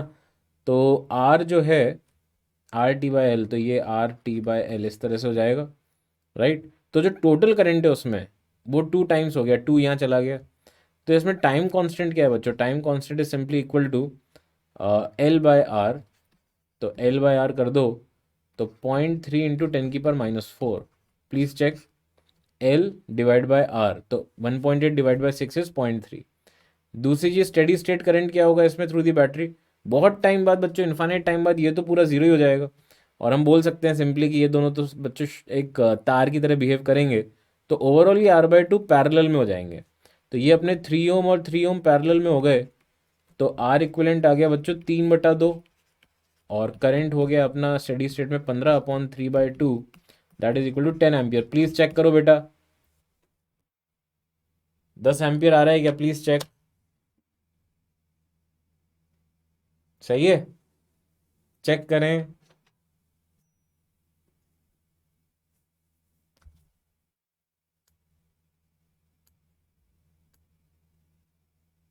Is it okay? कोई डाउट इसमें किसी को?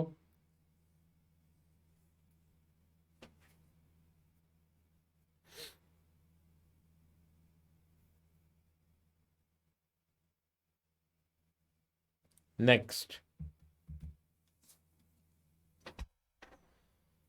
2015 में आया हुआ question, 2015 mains.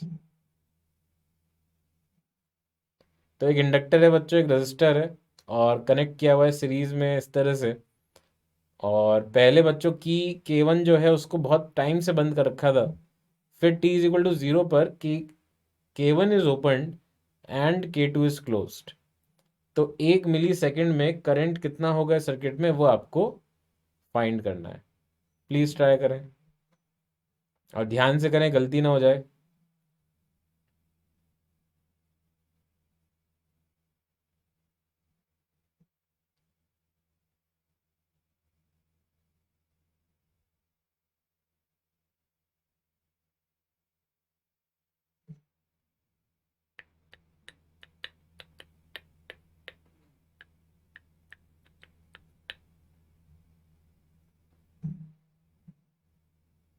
Deepanshu is back. कल है ना पेपर तुम्हारा बेटा? ऑल द बेस्ट, अच्छे से करके आना और सिली मिस्टेक्स मत करना।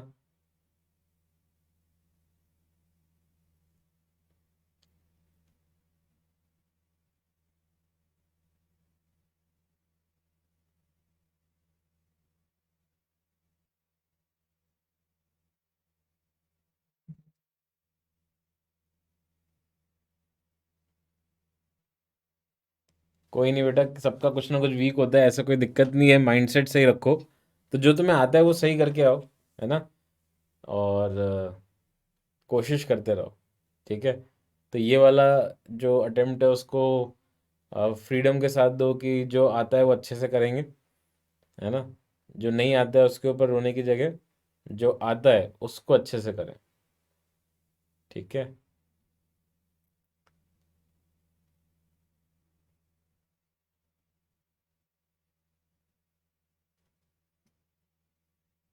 तो बच्चों इसमें अगर अपन ध्यान से देखें, ये जो क्वेश्चन है इसमें इंडक्टर और एक रजिस्टर कनेक्टेड इन सीरीज है, और शुरुआत में Q1 is closed for a long time, है ना?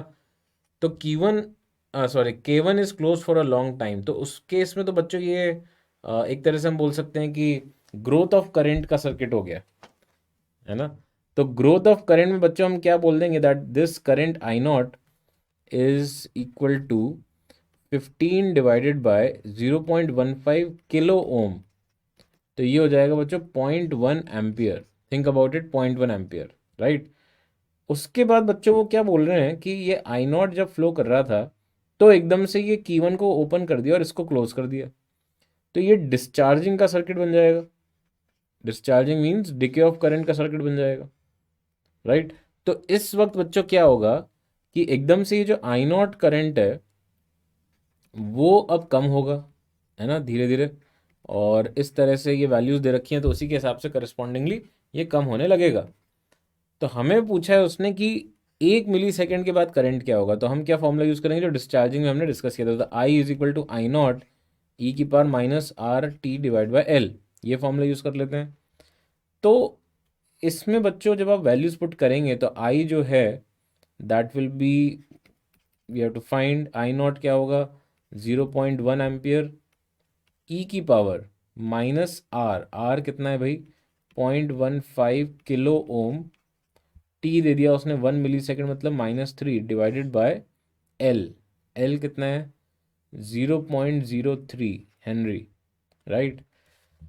तो ये बच्चों कट गया, इसमें ये 5 आ गया, तो ये आ गया 0.1 ई की पावर -5। तो ये आ जाएगा आपके पास आई की वैल्यू, आई की वैल्यू आ गई 0.1 अपॉन ई की पावर 5। अब ई की पावर 5 150 दे रखा है, तो 0.1 अपॉन 150, तो ये कितना आ जाएगा भाई,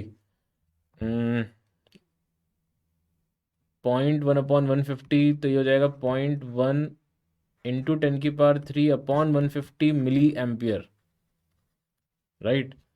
और जब आप इसको करेंगे, मतलब ध्यान से करना, बस गलत मत कर देना, क्योंकि यहाँ पे बहुत क्लोज ऑप्शन है, इसलिए मैं इतना ध्यान से कर रहा हूँ कि मुझे पता है कि इसमें गलती कितनी ईजिली हो सकती है। तो ये जब आप देखेंगे तो ये 100 हो गया, 100 अपॉन 150, 2/3, 2/3 मतलब 0.67 मिली एम्पियर। चेक करें, is it okay?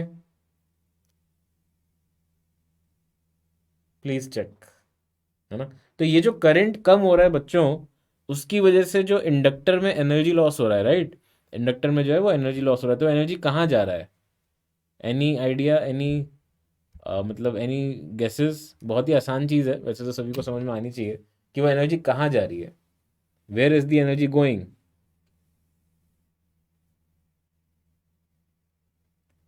It is lost as heat. सही है। तो एक इसी पे बेस्ड क्वेश्चन करते हैं, है ना? लेट अस सी।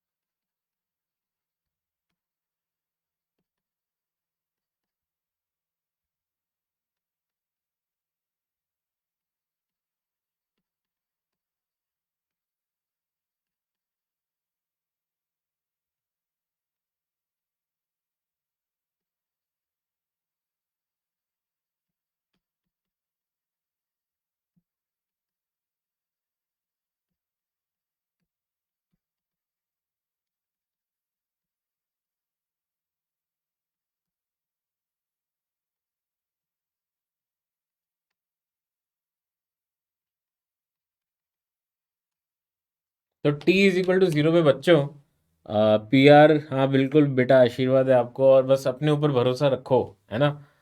बाकी आशीर्वाद हमेशा ही आप लोगों के साथ है। ऐसा नहीं है कि मतलब सिर्फ उसके बेसिस पे ही होगा, वो हमारा ब्लेसिंग्स हमेशा रहता है, आप अपने ऊपर भरोसा रखना। ठीक है। हाँ तो मैं बता देता हूँ क्या क्वेश्चन है, कि अगर ratio of energy stored in inductor क्या होगा at T is equal to 1 milli second. तो 1 मिली सेकेंड टाइम जब हो गया होगा, उस टाइम पे इन दोनों में जो स्टोर्ड एनर्जी है उसका रेशियो क्या होगा, स्टोर्ड एनर्जी का रेशियो। फटाफट बताएं, बिना किसी गलती के।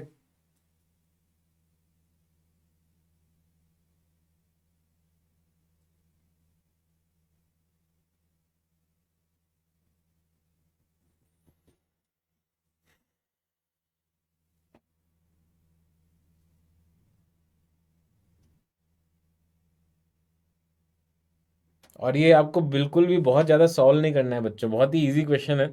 बस मैंने थोड़ा सा ऐसे बना दिया है कि आपको लग रहा है कि कुछ ना कुछ आप सॉल्व करोगे, हाफ एल आई स्क्वायर निकालोगे, और फिर रेशियो कर करोगे और फिर आंसर आएगा। उतना करना है नहीं एक्चुअली। Please try.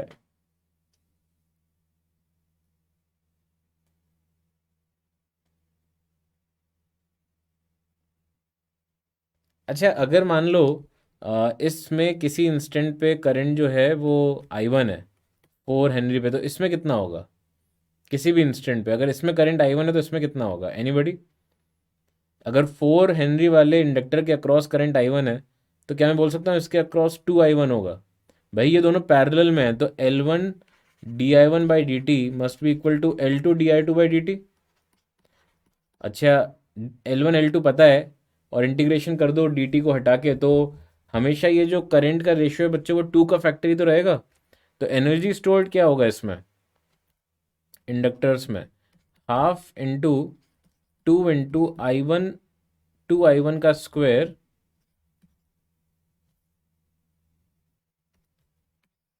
तो अगर मैं इस तरह से लिखना चाहूँ, energy stored in 2 henry upon energy stored in 4 henry is equal to half, half तो देखो कट ही जाएगा, लिख देते हैं कोई नहीं, 2 इंटू 2I1 का square upon half into 4 into I1 का स्क्वायर। तो क्या मैं बोल सकता हूँ कि 2:1 यही रेशो फंसेगा। Please check. हाँ बच्चों, बिल्कुल कॉमन सेंस वाले जो क्वेश्चन हो ना, उसमें कॉमन सेंस का ही इस्तेमाल करना, ज़्यादा मैथ्स मत लगाना। ये जो ई की पावर वैल्यूज़ होती हैं, तो कभी कभी अगर दे दी जाए क्वेश्चन में तब तो यूज़ कर सकते हो, अदरवाइज आपको यही ट्राई करना है कि इनको आपको कैसे मैनिपुलेट करना है। ठीक है। तो बच्चों ये मेरे को आज डिस्कस करना था, जो मैंने बड़े अच्छे से कर लिया। I am very happy about it, and all the very best to all of you for your upcoming mains exam. Right. और अच्छे से करना, बड़े आराम से। इतनी मेहनत की आप लोगों ने, तो उसको जब आपको एग्जीक्यूट करना है, तो वो बच्चों बहुत इंपॉर्टेंट है। और बिल्कुल बेटा, Ayushman is this Ayushman, is double A Ayushman. तो all the very best to all of you, and make sure करिए कि मतलब कॉन्फिडेंस होना चाहिए आपको, है ना। इस तरह से ज़्यादा परेशान मत हो, मेरी ब्लेसिंग्स तो हमेशा आपके साथ हैं, और सारी टीचर्स की हमेशा रहती हैं। राइट। तो इसीलिए बच्चों बिल्कुल अपना फोकस रखिएगा पेपर के टाइम पे, परेशान वैसे मत होना कि एकदम दिमाग इधर उधर जा रहा हो, उसको मत कर जाने देना। फटाफट आप है ना, अपने जो आती हुई चीज़ें उनको पहले करना, सिली मिस्टेक्स अवॉइड करना। बहुत ही आसान क्वेश्चन होना, तो जैसे ही निकल गया आंसर आधे मिनट में, तो यार आधा मिनट और दे देना उसे, कि जो लिखा है वही सब कराया ना हमने, बिल्कुल ध्यान से पढ़ लेना। ऐसा नहीं हो कि एंगल दिया है हॉरिजॉन्टल से आपने वर्टिकल से ले लो, उस तरह की गलतियां नहीं होनी चाहिए। ठीक है। तो आई रियली होप कि आप सबका जो खुद से एक्सपेक्टेशन है वो फुलफिल हो।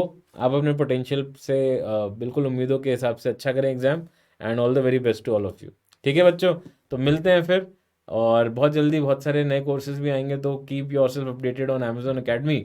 और अगली क्लास जो हमारी, वो ईएमआई का थर्ड क्लास होगा, सैटरडे को 11 बजे। ठीक है। तो मिलते हैं बच्चों, bye, all the very best, take care, and God bless you all. Bye. Bye bye.